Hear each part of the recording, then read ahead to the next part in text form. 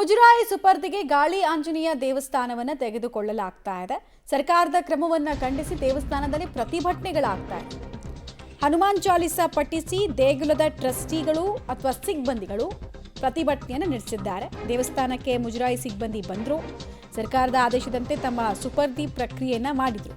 ಕಾರ್ಯಪಾಲಕ ಅಧಿಕಾರಿಯಾಗಿ ನಾರಾಯಣ ಸ್ವಾಮಿ ಅವರನ್ನು ನೇಮಕ ಮಾಡಲಾಗಿದೆ. ಬಟ್ ಈ ಎಲ್ಲ ಪ್ರಕ್ರಿಯೆಗೆ ವಿರೋಧ ವ್ಯಕ್ತ ಆಗ್ತಾ ಇದೆ. ಆದರೆ ಇದಕ್ಕೆಲ್ಲ ಮುಖ್ಯ ಕಾರಣ ಏನು ಅಂತ ಹೇಳಿದ್ರೆ ಹುಂಡಿ ಹಣ ಎಣಿಕೆಯಲ್ಲಿ ಆಗ್ತಾ ಇದ್ದ ಅವ್ಯಾಹತ ಅಕ್ರಮ.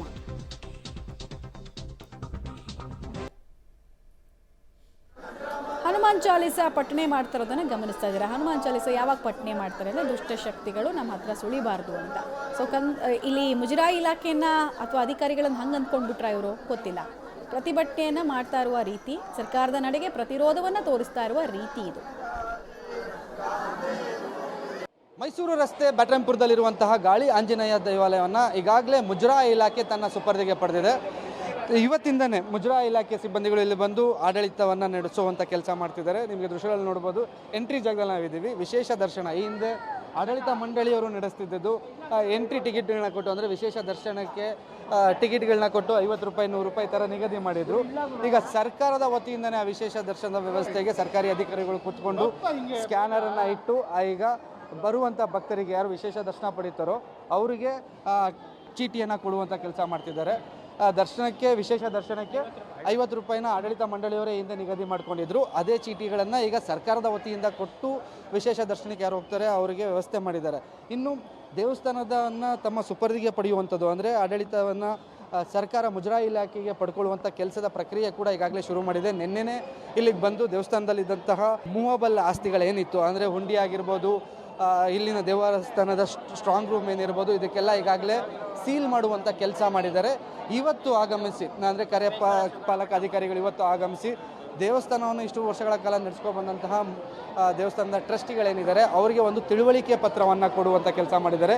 ತಿಳುವಳಿಕೆ ಪತ್ರದಲ್ಲಿ ಸಂಪೂರ್ಣವಾದಂಥ ಮಾಹಿತಿ ನೀಡಿರುವಂಥದ್ದು. ಇನ್ನು ಮುಂದೆ ಈ ದೇವಸ್ಥಾನದ ಆಡಳಿತ ಸರ್ಕಾರ ಅಧೀನಕ್ಕೆ ಪಡ್ತಾ ಇದೆ. ಇಲ್ಲಿಗೆ ನಮಗೆ ನೀವು ದೇವಸ್ಥಾನಕ್ಕೆ ಸಂಬಂಧಪಟ್ಟಂತಹ ಇಷ್ಟು ವರ್ಷ ನೀವು ಆಡಳಿತ ಮಾಡ್ಕೊಂಡು ಬಂದಂಥ ಸಂದರ್ಭದಲ್ಲಿ ಏನೆಲ್ಲ ಆಸ್ತಿಗಳಿವೆ, ದೇವಸ್ಥಾನಕ್ಕೆ ಸಂಬಂಧಪಟ್ಟಂಥ ಆಸ್ತಿಗಳು, ಚರಾಸ್ತಿ ಚಿರಾಸ್ತಿ, ಈ ಎಲ್ಲ ದಾಖಲೆಗಳನ್ನು ನಮ್ಮ ಸುಪರ್ದಿಗೆ ನೀಡಿ ಅಂತ ಒಂದು ತಿಳುವಳಿಕೆ ಪತ್ರವನ್ನು ಅಧ್ಯಕ್ಷರಿಗೆ ನೀಡಿದ್ದಾರೆ. ಅಧ್ಯಕ್ಷರು ಕೂಡ ಅದನ್ನು ಪಡ್ಕೊಂಡಿದ್ದಾರೆ. ಭಕ್ತರಿಂದ ಮಾತಾಡ್ತಾರೆ. ಸರ್, ಈಗಾಗಲೇ ದೇವಸ್ಥಾನ ಸರ್ಕಾರದ ಅಧೀನದಲ್ಲಿದೆ. ಭಕ್ತರಾಗಿ ಆಡಳಿತ ಮಂಡಳಿಯಲ್ಲಿ ಇರಬೇಕು ಅನ್ನಿಸ್ತಾ ಅಥವಾ ಸರ್ಕಾರದ ಅಧೀನದಲ್ಲಿರೋದು ಒಳ್ಳೆಯದು ಅನಿಸುತ್ತೆ?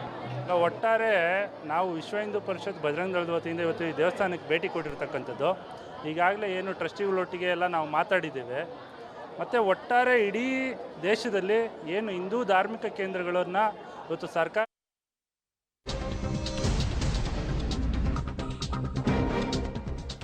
ಗಾಳಿ ಆಂಜನೇಯ ದೇವಸ್ಥಾನಕ್ಕೆ ಬ್ಯಾನರ್ ಹಾಕಿದ ದತ್ತಿ ಇಲಾಖೆ, ಧಾರ್ಮಿಕ ದತ್ತಿ ಇಲಾಖೆ ಇದೆಯಲ್ಲ, ಅವರು ಬ್ಯಾನರ್ ಅನ್ನು ಅಳವಡಿಸಿದ್ದಾರೆ.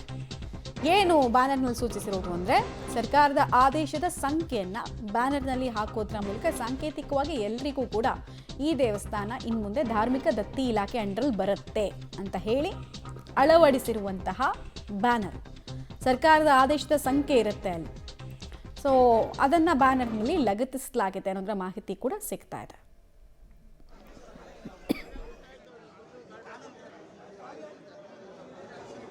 ಅದರದ್ದು ಪ್ರಾಸೆಸನ್ನು ಅಲ್ಲಿ ಸಿಬ್ಬಂದಿ ವರ್ಗ ಬಂದು ಮಾಡ್ತಾ ಇದೆ. ಇಷ್ಟು ಸಹ ಮುಜರಾಯಿ ಇಲಾಖೆ ಅಧಿಕಾರಿಗಳೆಲ್ಲ ಈ ರೀತಿ ಕಾರ್ಯಪಾಲನೆನ ಅಲ್ಲಿ ಮಾಡ್ತಿರ್ಲಿಲ್ಲ. ಡೀಟೇಲ್ಸ್ ಕೊಡ್ತಾರೆ. ನೇರ ಸಂಪರ್ಕದಲ್ಲಿ ಮಾರುತಿ ಜಾಯ್ನ್ ಆಗ್ತಿದ್ದಾರೆ. ಮಾರುತಿ, ಶನಿವಾರ ಅಂದರೆ ಸಾಮಾನ್ಯವಾಗಿ ಆಂಜನೇಯ ದೇವಸ್ಥಾನಕ್ಕೆ ಬರುವಂತಹ ಭಕ್ತಾದಿಗಳ ಸಂಖ್ಯೆ ದೊಡ್ಡದಿರುತ್ತೆ. ಇಷ್ಟೆಲ್ಲ ಕನ್ಫ್ಯೂಷನ್ನ ಮಧ್ಯೆ ಭಕ್ತಾದಿಗಳು ಯಾವ ಸಂಖ್ಯೆಯಲ್ಲಿ ಬರ್ತಾ ಇದ್ದಾರೆ, ಸದ್ಯಕ್ಕೆ ಏನು ಕಾಣಿಸ್ತಾ ಇದೆ ಚಿತ್ರಣ ಅಲ್ಲಿ ಅಂತ, ಆಮೇಲೆ ಪ್ರತಿರೋಧ ಹೆಂಗೆ ತೋರಿಸ್ತಾ ಇದ್ದಾರೆ ಆಡಳಿತ ಮಂಡಳಿಯವರು? ಖಂಡಿತ ಮಮತಾ, ನೇರವಾಗಿ ದೃಶ್ಯಗಳನ್ನ ತೋರಿಸ್ತಾ ಅದ್ರ ಬಗ್ಗೆ ಹೇಳ್ತಾ ಹೋಗ್ಬಿಡ್ತೀನಿ. ಈಗ ಹೊರಭಾಗದಲ್ಲಿ ನೋಡ್ಬೋದು ಭಕ್ತರು ಸಂಖ್ಯೆ ಬರ್ತಾನೆ ಇದ್ದಾರೆ. ಯಾಕಂದರೆ ಇವತ್ತು ಶನಿವಾರ ಆಗಿರೋದ್ರಿಂದ ಇಡೀ ದಿವಸ ಓಪನ್ ಇರುತ್ತೆ.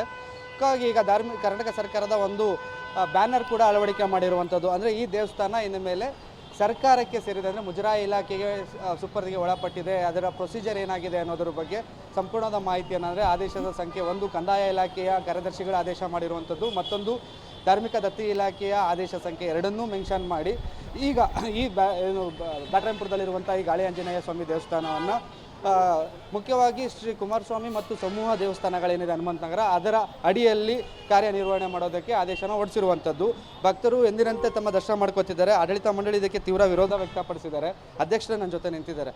ಸರ್, ನಿಮ್ಗೆ ಬಂದು ಈಗ ಅಧಿಕಾರಿಗಳು ನೋಟಿಸ್ ಕೊಟ್ಟು ನಿಮಗೆ ಈ ಕೂಡಲೇ ತೆರವು ಮಾಡಿಕೊಡಿ ಅಂತ ಒಂದು ತಿಳುವಳಿಕೆ ಪತ್ರ ಕೊಟ್ಟಿದ್ರು. ಅದೇ ಈಗ ನೋಟಿಸ್ ಕೊಟ್ಟಿದ್ದಾರೆ. ನಮಗೂ ಒಂದು 3 ದಿನ ಟೈಮ್ ಬೇಕು. ತಕ್ಷಣಕ್ಕೆ ಏನು ಹೇಳೋಕ್ಕಾಗೋದಿಲ್ಲ. ಈಗ ನೋಟಿಸ್ ಕೊಟ್ಟಿದ್ದಾರೆ. ಈಗೆಲ್ಲ ಆಡಳಿತವನ್ನು ಅವರೇ ನೋಡ್ಕೋತಿದ್ದಾರೆ ಸಂಪೂರ್ಣವಾಗಿ. ಅವರೇನು ನೋಡ್ಕೊಳ್ತಾ ಇಲ್ಲ, ನಾವೇ ನೋಡ್ಕೊಳ್ತಾ ಇರೋದು. ಅವ್ರು ಬಂದಿದ್ದಾರೆ, ಕೂತಿದ್ದಾರೆ. ಆಡಳಿತ ಯಾರಿಗೂ ಏನು ಬಿಟ್ಕೊಟ್ಟಿಲ್ಲ. ಅದು ನಾಳದ್ದು ಇದಿದೆ, ಕೋರ್ಟ್ ಇದಿದೆ, ಕೇಸ್ ಇದೆ. ಅದು ನೋಡಿಕೊಂಡು ಆಮೇಲೆ ಅವ್ರಿಗೆ ಬಿಟ್ಕೊಡೋದ ಬೇಡವಾ ಅಂತ ಆಮೇಲೆ ಯೋಚನೆ ಮಾಡ್ತೀವಿ. ಅಂದರೆ ಕೋರ್ಟಿಂದ ಏನು ಆದೇಶ ಬರುತ್ತೆ ಅದ್ರ ಮುಂದೆ ನೀವು ಕ್ರಮ ಆದೇಶದ ಪ್ರಕಾರ ಬಿಟ್ಕೊಡ್ತೀವಿ ಅಂತ ಇದು ಅಧ್ಯಕ್ಷರು ಹೇಳಿದ್ದು. ನಾವು ಕೋರ್ಟ್ ಮೊರೆ ಹೋಗ್ತೀವಿ. ಇವತ್ತು ಶನಿವಾರ ಆಗಿ ಮತ್ತೆ ಸರ್ಕಾರಿ ರಜೆ ಇರೋದ್ರಿಂದ ಇವತ್ತು ಹೋಗ್ತಾ ಇದ್ದಿಲ್ಲ, ಸೋಮವಾರವರೆಗೂ ನಾವು ಕಾದು ನೋಡ್ತೀವಿ. ಈಗಾಗಲೇ ಮುಜರಾಯಿ ಇಲಾಖೆಯ ಕಾರ್ಯಪಾಲಕ ಅಧಿಕಾರಿ ಸೇರಿದಂತೆ ನೋಡ್ಬೋದು, ಇಲ್ಲಿ ಎಂಟ್ರೆನ್ಸಲ್ಲೇ ಮುಜರಾಯಿ ಇಲಾಖೆಯ ಸಿಬ್ಬಂದಿಗಳು ಕೂಡ ಇದು ಮಾಡ್ತಿರುವಂಥದ್ದು. ಎಂದಿನಂತೆ ಅಂದರೆ ಭಕ್ತರಿಗೆ ಯಾವುದೇ ಸಮಸ್ಯೆ ಆಗದೇ ಇರೋ ರೀತಿಯಲ್ಲಿ ದೇವಸ್ಥಾನದ ನಿರ್ವಹಣೆ ಏನು ಮಾಡಬೇಕಾಗಿತ್ತು ಅದನ್ನು ಇವತ್ತಿಂದ ಸರ್ಕಾರದವರು ಅಧಿಕೃತವಾಗಿ ಶುರು ಮಾಡ್ಕೊಂಡಿರುವಂಥದ್ದು. ಮಮತಾ, ಧನ್ಯವಾದ ತಮ್ಮೆಲ್ಲ ಮಾಹಿತಿಗಾಗಿ. ಮಾರುತಿ, ಒಟ್ಟಿನಲ್ಲಿ ಈಗ ಒಂದು ಕಡೆಗೆ ಹನುಮಾನ್ ಚಾಲಿಸ ಪಠಣೆ ಮಾಡಿ ವಿರೋಧವನ್ನು ವ್ಯಕ್ತಪಡಿಸ್ತಾ ಇರೋದನ್ನು ನೋಡ್ತಾ ಇದ್ದೀರಾ. ಇನ್ನೊಂದು ಕಡೆಗೆ ಇವತ್ತು ಶನಿವಾರ ಭಕ್ತಾದಿಗಳ ಸಂಖ್ಯೆ ಎಂದಿನಂತೆ ದುಪ್ಪಟ್ಟಾಗಿರೋದನ್ನು ನೋಡ್ತಾ ಇದ್ದೀರಾ.